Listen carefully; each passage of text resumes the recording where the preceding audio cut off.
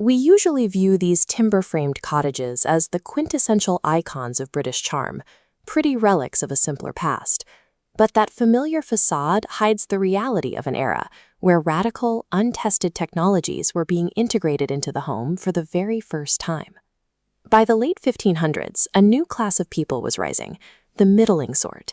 These were successful merchants, artisans, and farmers who suddenly have the capital to upgrade their domestic lives, moving away from medieval halls and toward multi-room estates filled with luxury goods.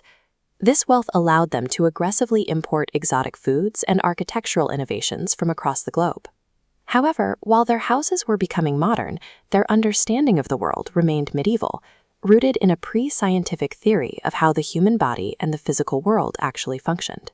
This disconnect between their material ambitions and their scientific reality meant that every room in the house became a laboratory for unforeseen and often fatal consequences. Our tour begins in the dining room, where a specific commodity transformed the Tudor diet: sugar. Made inexpensive through the expansion of the slave trade, this white gold became the ultimate status symbol for any family looking to display their wealth. Hosts used sugar in increasingly ostentatious ways, serving elaborate banquets where pure sugar was dyed with cochineal to look like slices of fatty bacon, or coated in silver leaf to prove that no expense had been spared for the diners. Because the Tudors did not understand that sugar fuels bacteria, they were defenseless against the biological fallout. This chart illustrates how high sugar concentrations allow oral bacteria to thrive, creating acids that bore through the enamel and deep into the root. These infections festered into massive abscesses, draining poison directly into the bloodstream, damaging the heart valves and kidneys. This happened long before the patient realized they were dying. To the Tudor middle class, the dining table was a place to celebrate their prosperity, but by centering their diet on sugar, they were effectively inviting systemic internal poisoning into their bodies. In the living room, we find the defining innovation of the 16th century home, the chimney. By enclosing the fire and venting the smoke, the chimney allowed for multiple stories and private, heated rooms, completely changing the layout of the English house. However, Tudor builders were still mastering the physics required to make these structures safe.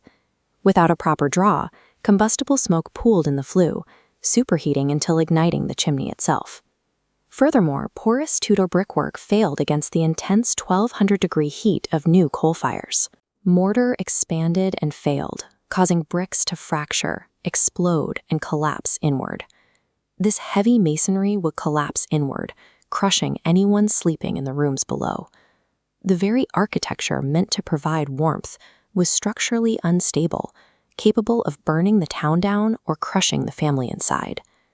Outside the home, the lack of indoor plumbing created a different kind of daily peril. Moats, ponds, and streams were the primary workspaces for the family, fetching water for cooking, water for cleaning, and laundry by hand.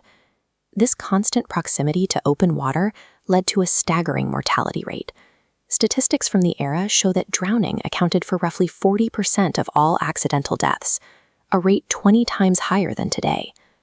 A simple slip into freezing water triggers a completely involuntary gasp reflex. If submerged during that gasp, their lungs would fill with water, causing the larynx to spasm and effectively suffocating them before they could even attempt to swim. Escape was often impossible due to the material properties of their clothing. Tudor wool is highly absorbent, capable of taking on 1.5 times its dry weight. Once a person fell in, protective garments instantly transformed into an inescapable heavy anchor that dragged them toward the bottom.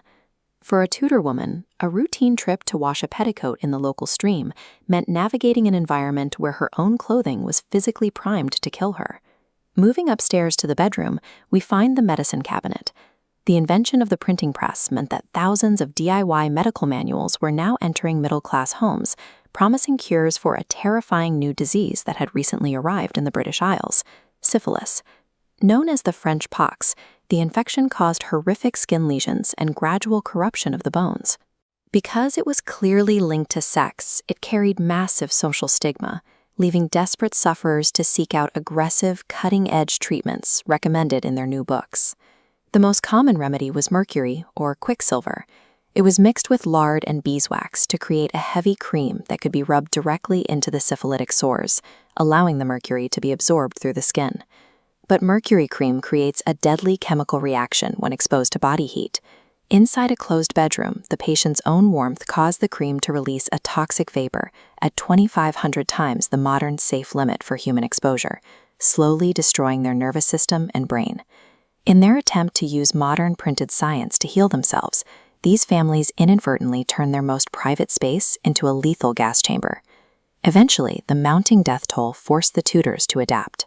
By the late 1500s, cities began enacting the world's very first health and safety laws, mandating brick chimneys, requiring regular sweepings, and ordering the fencing of dangerous wells. As deaths from fires and collapses became a public crisis, officials systematized safety, creating building codes that transformed the home from a hazardous experiment into a regulated environment. The Tudor age shows us that human ambition almost always outpaces our scientific understanding of the consequences. It leaves us to wonder which of our own everyday domestic conveniences will be viewed by future historians as the hidden killers of our time.